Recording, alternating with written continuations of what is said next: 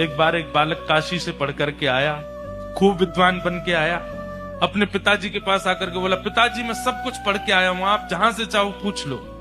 तो पिता ने यही पूछा, बताओ पाप के बाप का नाम क्या है?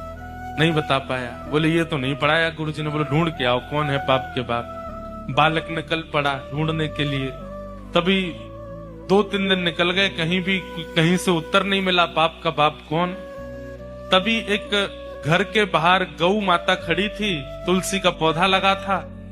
बालक ने सोचा किसी वैष्णव का घर है, 2-3 दिन हो गए कुछ खाया पिया नहीं, यहाँ पे कुछ पा लेता हूं।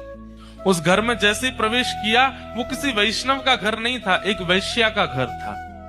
तो वैश्या ने जैसे ही बालक को देखा, ब्राह्मण बालक, त्रिपुंड लगाए, शिखा रखी है, धोती पहन करके, हाथों में वेद लगे हैं, तुरंत वैश्या आई जल का पात्र लेकर के, महाराज जलपान कीजिए।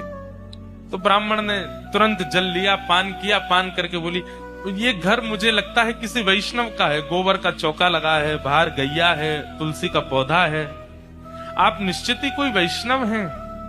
वैश्या बोली, वैष्णव का तो नहीं पता मैं हूं कि नहीं, पर मैं एक नगर वैश्या हूं। जैसे ही कहा नगर वैश्या, ब्राह्मण बालक तो तुरंत बाहर गया, वमन करने लगा, अपने पेट में हाथ लगाने लगा, पानी निकालने लगा बाहर।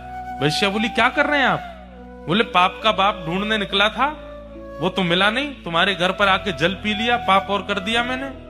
अरे तुम्हारे घर का पिएंगे हम, तुम्हारे हाथ का खाएंगे हम।